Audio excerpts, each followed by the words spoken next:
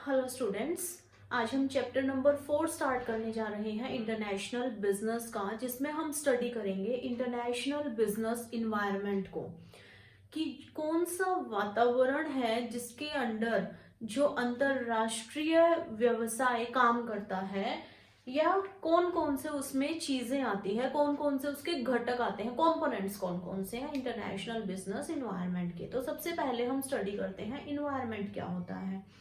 Environment वो वातावरण है जिसके अंदर रहकर किसी भी बिजनेस को, किसी भी व्यवसायिक इकाई को काम करना पड़ता है, और कोई भी इन्वायरमेंट है वो अफेक्ट करता है उस बिजनेस को। तो जो इन्वायरमेंट है वो दो तरीके का होता है। इन्वायरमेंट है वो एक होता है माइक्रो इन्वायरमेंट और एक होता है मैक्रो। जैसे आप माइक्रो इकोनॉमिक्स और मैक्रो इकोनॉमिक्स पढ़ते हैं, उसी तरीके से micro environment and macro environment. Micro environment क्या करता है कि कोई भी बिजनेस है, जैसे कि मेरा बिजनेस है वुलन क्लॉथ्स बनाने का,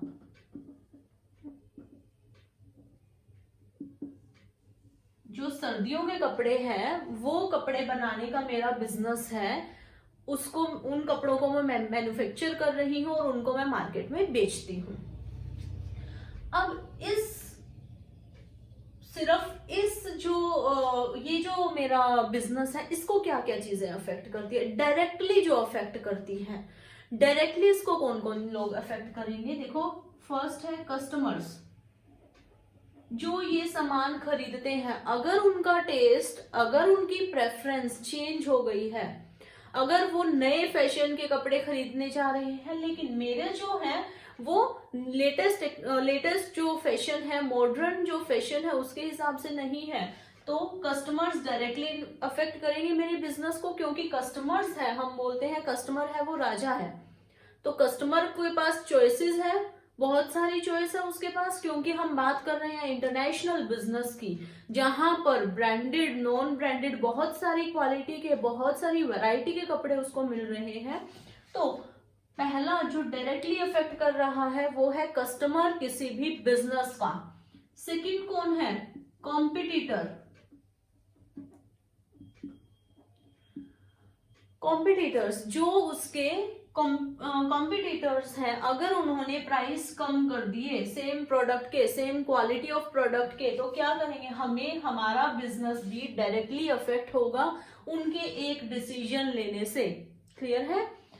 नेक्स्ट आता है हमारे सप्लायर्स, जहां से हमें रॉ मटेरियल मिल रहा है, कच्चा माल मिल रहा है, अगर उनकी टर्म्स एंड कंडीशंस चेंज हो जाती है, मान लो वो कह रहे हैं कि पहले हम आपको क्रेडिट पर अपना सामान दे रहे थे और हम आपको 2 महीने का टाइम दे रहे थे कि 2 महीने बाद 2 महीने तक आप पेमेंट कर सकते हो, मगर सप्लायर्स ने क्या कहा अब कि आपको अब 2 महीने की बजाय 15 दिन में पेमेंट करनी पड़ेगी। तो उनकी टर्म्स एंड कंडीशंस चेंज हो गई, जो कि मेरी फर्म को डायरेक्टली अफेक्ट करेगा।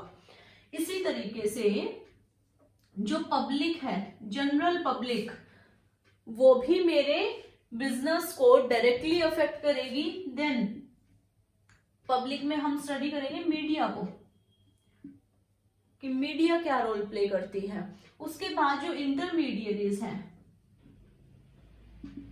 इंटरमीडिएरीज कौन होते हैं, जो बिचौले होते हैं, जैसे मिडलमैन हो गए, डिस्ट्रीब्यूटर्स हो गए। तो ये ऐसे लोग हैं या ये ऐसे फैक्टर्स हैं जो कि मेरे बिजनेस को डायरेक्टली अफेक्ट कर रहे हैं, और जो फैक्टर्स डायरेक्टली अफेक्ट करते हैं वो माइक्रो इन्वायरमेंट में हम स्टडी करते हैं।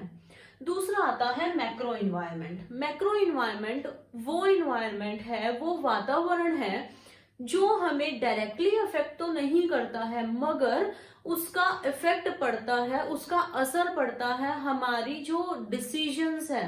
हम कोई भी फैसला ले रहे हैं अपने बिजनेस से रिलेटेड, तो मैक्रो इन्वायरमेंट है वो उसके ऊपर इनडायरेक्टली उसके ऊपर असर डालता है। जैसे कि मैक्रो इन्वायरमेंट में हम पढ़ेंगे जियोग्राफिक कंडीशन या जियोग्राफिक इन्वायरमेंट की बात करेंगे। देन इकोनॉमिक इकोनॉमिक इन्वायरमेंट, जो आर्थिक इन्वायरमेंट है वो कैसा है, आर्थिक वातावरण कैसा है हमारी इकोनॉमी का, हमारी कंट्री का। उसके बाद पॉलिटिकल, जो राजनीतिक इन्वायरमेंट है वो कैसा है, लीगल इन्वायरमेंट है, जो हमारा कानून से रिलेटेड जो हमारे लॉज बने हुए हैं, अलग अलग एक्ट बने हुए हैं, वो कैसा है। उसके बाद टेक्नोलॉजिकल, जो टेक्नोलॉजी है उसकी एडवांसमेंट कितनी है, किस तरीके का वातावरण है हमारी इकोनॉमी में, हमारी कंट्री में। देन डेमोग्राफिक, डेमोग्राफिक में हम स्टडी करेंगे कि वहां के लोग कैसे हैं, जैसे कि किसी एरिया में अगर फीमेल ज्यादा है, अगर औरतें ज्यादा है, तो वहां पर किस टाइप का प्रोडक्ट हम सेल करेंगे, वहां पर कौन से प्रोडक्ट की डिमांड ज्यादा होगी। अगर किसी जगह पर बच्चों की संख्या ज्यादा है, बच्चों की पॉपुलेशन ज्यादा है, तो वहां पर कौन से टाइप के प्रोडक्ट की डिमांड ज्यादा होगी। तो इस तरीके से हम इन इन्वायरमेंट्स को स्टडी करेंगे। इनके साथ साथ आता है socio cultural environment. Socio cultural environment में हम हमारी जो परंपराएं हैं, हमारी जो रीति रिवाज है, उनको स्टडी करते हैं सामाजिक और कल्चरल इन्वायरमेंट में।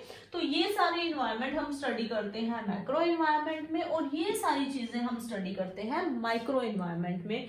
और कुल मिलाकर इन दोनों को जब हम ऐड कर देते हैं, माइक्रो और मैक्रो इन्वायरमेंट दोनों को जब हम स्टडी करते हैं, तो वो बन जाता है टोटल बिजनेस इन्वायरमेंट।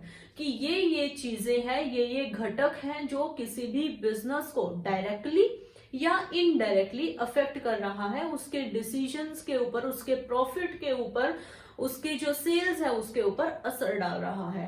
तो ये सारे हम स्टडी करेंगे वन बाय वन डिटेल में, किस चीज में, under international business environment. Okay.